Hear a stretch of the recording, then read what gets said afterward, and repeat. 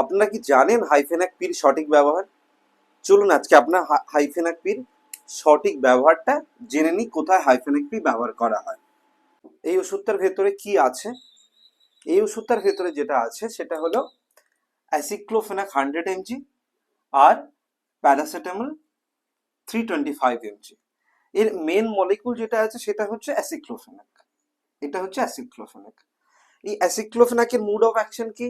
অ্যাসিক্লোফেনাকের mood of action হলো যে এটা কি করে, অ্যাসিক্লোফেনাক ইনহিবিটস সাইক্লোঅক্সিজেনেস এনজাইম, যা শর্ট ফর্ম হচ্ছে কক্স।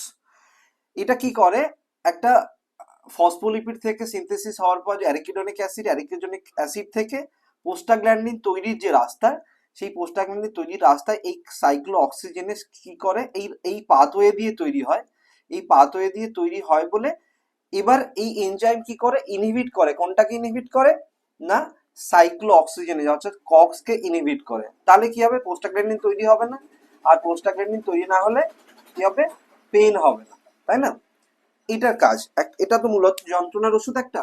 আর প্যারাসিটামল কি করে, paracetamol inhibits prostaglandin entry in hypothalamus. হাইপোথ্যালামাসে পোস্টাগ্ল্যান্ডিন এন্ট্রিটাকে কমায় বলে আমাদের কি হয়, যে থার্মোরেগুলেটরি সেন্টার যেটা আছে সেটাতে পোস্টাগ্ল্যান্ডিন এন্ট্রিটাকে কমায় বলে আমাদের জ্বর কমায়। তাহলে এটা একটা এনসেডস বা NSAIDs non steroidal anti inflammatory drug. মূলত দুটোই একটা কি হয়, এনসেডস গ্রুপের মধ্যে পড়ে। এরা কোনো মতেই স্টেরয়েড নয়, তবু ইনফ্লামেশন কমায়, যার কারণে এদেরকে বলা হয় non steroidal anti inflammatory drugs.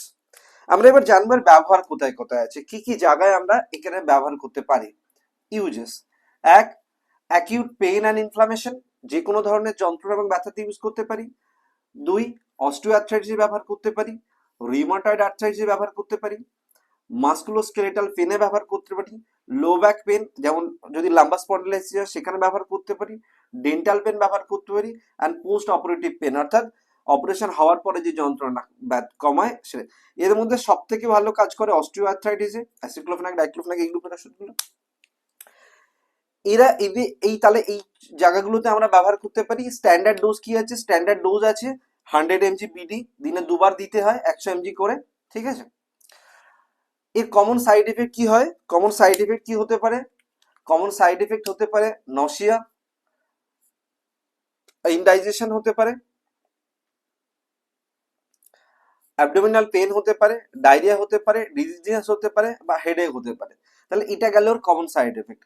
কখন এটাকে আমরা অ্যাভয়েড করবো বা কখন এটা দেওয়া যাবে না, অ্যাভয়েডের জায়গা হচ্ছে যে যদি পেপটিক আলসার ডিজিজ থাকে, কোনো একটা পেশেন্টের যদি পেপটিক আলসার থাকে বা আলসার ডিজিজ থাকে, তখন আমরা এই ওষুধ দেবো না। সিভিয়ার কিডনি ডিজিজ যদি কারো থাকে সেখানে দেবো না। সিভিয়ার লিভার ডিজিজ থাকলে সেখানে দেওয়া যায় না এটাকে। সার্টেন হার্ট কন্ডিশন, যদি কারো হার্ট কন্ডিশন থাকে, স্পেশালি এসটি এলিভেট থাকে যদি কারো, সেক্ষেত্রে দেওয়া যায় না। এল্ডার পেশেন্ট, বয়স্ক পেশেন্টদের দেওয়া যায় না, এবং ডিউরিং প্রেগনেন্সিতে দেওয়া যেতে পারে না। Drug interaction with the aceclofenac, অ্যাসিক্লোফেনাকের সাথে কাদের ড্রাগ ইন্টারাকশন আছে, কোনগুলো দেওয়া যেতে পারে না। উইথ স্টেরয়েড, যদি স্টেরয়েডের সাথে ব্যবহার করা হয় তাহলে কি হতে পারে, জিআই টক্সিসিটি বেড়ে যেতে পারে। উইথ অ্যান্টিকোয়াগুলেন্টস যেমন অ্যাসপ্রিন, এদের সাথে যদি ব্যবহার করি তাহলে ইনক্রিজ রিস্ক অফ ব্লিডিং এর রিস্কটা বেড়ে যায়। যদি লিথিয়ামের সাথে ব্যবহার করি তাহলে লিথিয়াম টক্সিসিটি বেড়ে যায়। যদি আমরা এসি ইনহিবিটরের সাথে ব্যবহার করি, অ্যাঞ্জিওটেনসিন কনভার্টিং এনজাইমের সাথে ব্যবহার করি, তাহলে কি হয় না, decrease effect of AC, angiotensin converting enzyme যে ওষুধগুলো আছে তাদের এফেক্টটা কমে যায়। যদি আমরা ডায়োরিটিকের সাথে ব্যবহার করি তাহলে increase risk of kidney damage. তাহলে মূলত অ্যাসিক্লোফেনাকে প্যারাসিটামলে এই তার ইউজেস, কখন অ্যাভয়েড করতে হবে, common side effect and drug interaction.